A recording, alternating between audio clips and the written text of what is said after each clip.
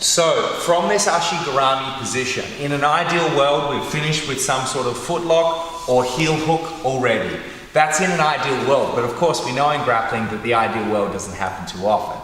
So one of the most likely counters Jake is going to make here is going to give our entrance into one of our first kill positions, being our 50-50.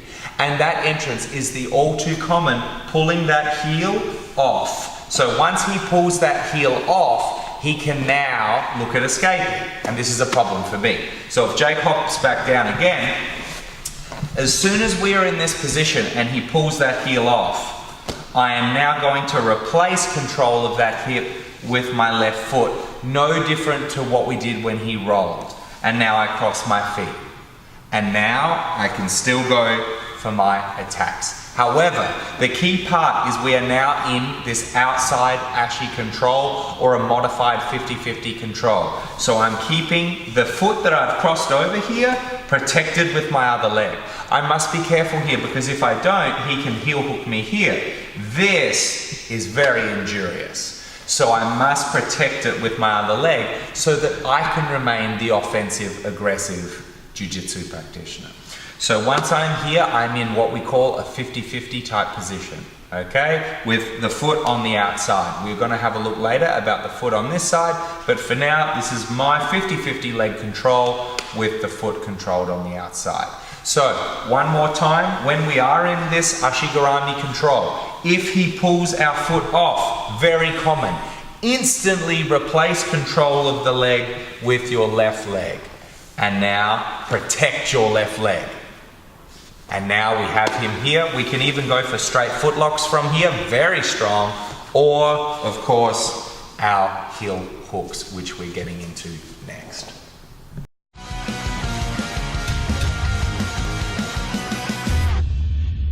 So, one of the other counters to this position, and very, very common, especially in tournaments, is for Jake to now stand up. So he might grab my head and he can stand up. Okay, anytime Jake stands up like this, and I'll just get you to posture up for me so that the camera can see. Anytime Jake stands up like this, I have to be very careful. Because in one fell swoop, he can remove my heel and push my knee down and now get straight to mount. This is a bad day for me. So let's have a look, not only how we prevent that from happening, but also how we can put him straight into one of our kill positions. So, I have him in my ashigarami control, just like before. Now, Jake manages to stand up. So he stands up. From this position, and I'll get you to posture so the camera can see exactly what my feet are doing.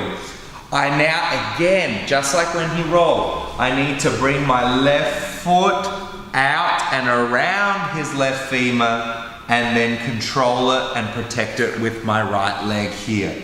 So, once I have got this triangle position of my legs, or the 50-50 leg position, I can now hold his other leg and simply cut this right heel down as my hips go up and he falls down. Big guy, small guy, he goes down. Okay, let's have a look again. So I start in my ashigarami position and Jake's gonna stand up. Once he's stood up, I'm going to bring my left leg around just like the previous two entrances, and I now lock it off with my right leg. I cut this right heel down as I hip up whilst holding his far leg if necessary, and he gets cut straight down and I'm in my 50-50 kill position.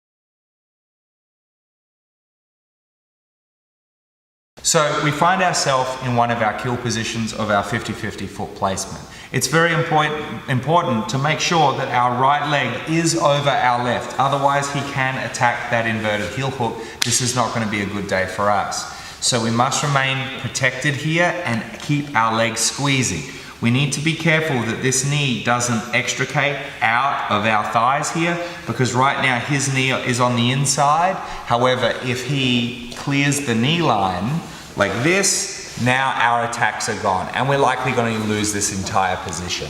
So from here, I'm going to grab the calf, pull, row the toes, and now finish the heel hook. The outside heel hook, this is a position Eddie Cummings, who's a wonderful leg locker, uses a lot, and look how many people he's finished. So from this position, you would ask, if we can just do the outside heel hook, why would we transition to other techniques? Well, it's quite simple. If Jake knows I'm trying to expose his heel, he can simply try to turn his foot so that he hides his heel. So if Jake wanted to be heel hooked, he would hold his foot like this with his heel exposed. And that's exactly what I'm trying to do by pulling his calf and rowing his toes. I'm trying to expose that heel.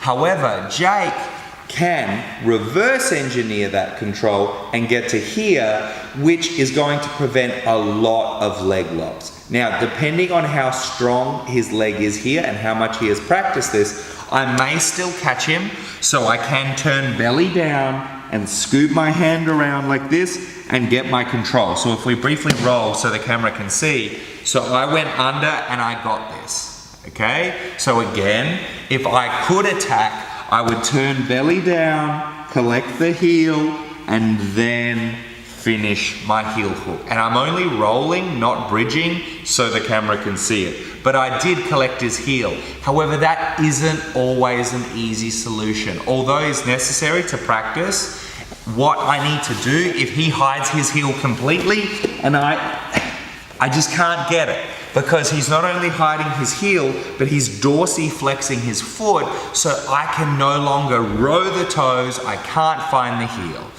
So if I am here in this 50-50 position and Jake is hiding his heel, I can't get it. I'm not going to hang out here, okay? I'm going to hold on to his calf just like before, but now I'm going to take my right hand out and have 2-on-1 control here, okay? I'm making sure that my hands oppose each other like this, so the openings of my grips correspond to the closed part of the grips on the other side. So once I have Jake's foot here, I'm going to briefly bridge my hips and bring it over to the other side, and now my right hand stays on. This is incredibly crucial, because straight away we're going to go for the kill. And the kill is going to be pull that calf, row the toes, under, and now Jake is in one of the most dangerous submissions available in Jiu-Jitsu, which is the 50-50, which is our foot position, the 50-50 inverted heel hook. So the toes go down, the heel comes up, and I look over my right shoulder as I bridge. Okay? The only difference between this and the other heel hook in terms of finishing is my knees are now actually going to clamp this way. So rather than clamping down this way, once I have secured the lock, my knees are going to clamp and actually try to turn opposing his leg. Because technically, I don't want to let his knee move even 1 inch, because then it might diffuse some force and he could maybe extricate his knee from my thigh line here. So once I have the inverted heel hook, my knees are going to clamp and turn, and then I have his heel, and this is a done deal. So let's have a look again.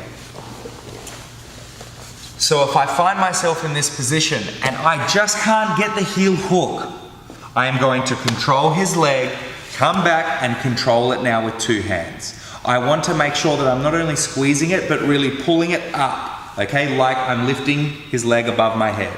And now I'm going to pass it over to my right hand side, and my left tricep area pulls back on those toes, loops under, hand faces Jake. I grab, I set my fulcrum, I shut my knees, and I turn them up as I finish. And this is a very strong finish that you should use almost no strength in. This is our 50-50 inverted heel hook, which is one of the most dangerous submissions. Submission artists like Ryan Hall have done their whole careers using this, and this is extremely powerful.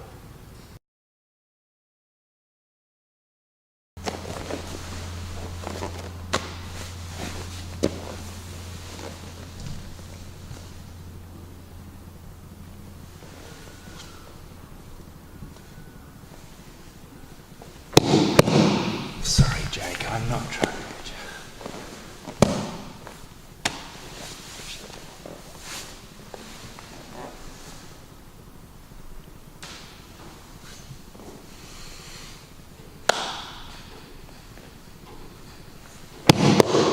Hey guys, thanks for watching the video. I hope you loved it. Don't forget to subscribe to our YouTube channel or check out more of our YouTube videos here. We are a free BJJ resource bringing you BJJ techniques and tips and hacks every day for free, forever, to make your life on the mats more fun. I'm Coach Tom. I'll see you next time.